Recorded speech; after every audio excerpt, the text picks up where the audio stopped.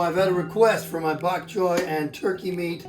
It is super easy to make. There's like 4 ingredients in this. Ginger looks like this. Bok choy, just went to the market, looks like this. And I'm going to show you how to do it right now, super quick. If you can find a piece of ginger this big, which is amazing, you may not, that's okay, is you want to cut off some big pieces. I use a lot.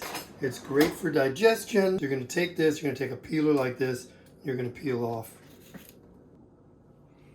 All right, and here is that ginger. Sometimes what I do is I will cut the bottom of this flat, so then it will then sit flat on my board. You're going to cut it lengthwise this way, make these big, beautiful pieces. Now I'm cutting the other way, and I'm cutting it now into what would become like thin, long strips, right? It's almost like we're julienning it. And then when you have the strips, you rotate it again, and now we're dicing. Next, we're going to put some garlic in here too. I use a separate cutting board for my garlic. Why, you may ask? Because garlic is so pungent, it can affect the taste of any other food you cut on your board after you use it. Take your garlic down, you take, for those of you who don't know, I'm sure there are a lot of chefs that do, you take your flat end, you smash it. That lets your paper thin peel come off easily, otherwise you're going to be peeling this thing for 20 minutes. I use like 3 to 4 garlic cloves in this recipe. You're going to cut in a straight line, similar to what we do with the ginger. And then we're going to cut again. This dices it up. Notice how the garlic stays on my nice little round cutting board, and that strong flavor is not going to get into anything else, because sometimes you want a recipe without garlic. You're almost done. It's hard to believe. Take the bok choy. Voila, here it is. You break off these big, beautiful leaves. You're going to use all of this. And it's a tender cabbage, so it actually cooks pretty quick. When you make this in the pan, you're going to want it to retain some of its crunchiness, which means you only saute it for like 5 or 8 minutes on a medium-high heat, because after that, it's going to get too soft. So that's what it looks like. We're going to rinse these off. You always take the ends, like cutting celery ends, you cut these off. All right, super simple.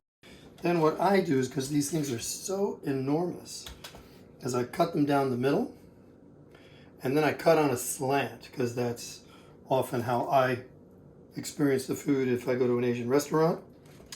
And it is delicious somehow in the dish. And then as soon as you get into the green,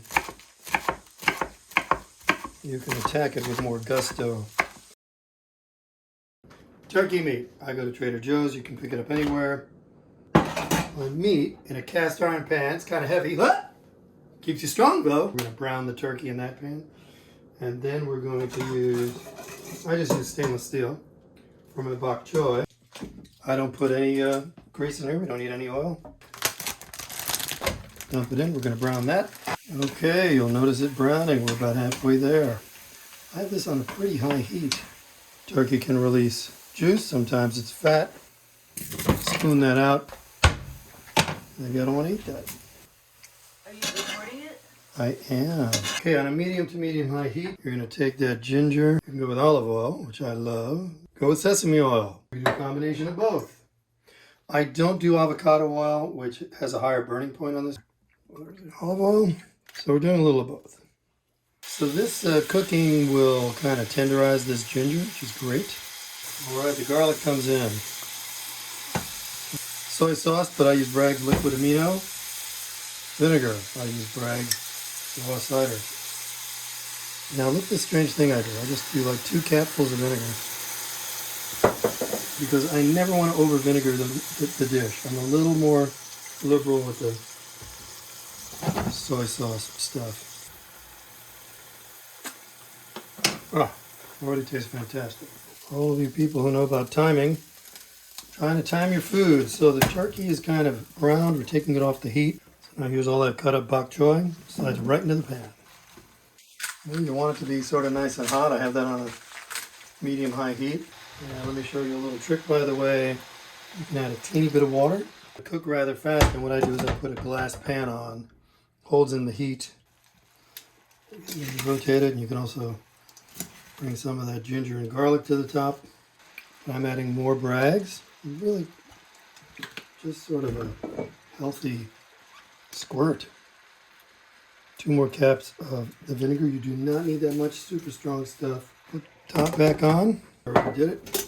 Now we're going to add in the turkey because this is cooked down very nicely. Turkey kind of get its flavoring. 1 more minute at high heat. Got a nice serving bowl. Here we go, it is done. I would get 2 nice things like that. And that's it. Stir-fried bok choy. Delicious. I'm going to toast you with a glass of bubbly water and wish you bon appetit.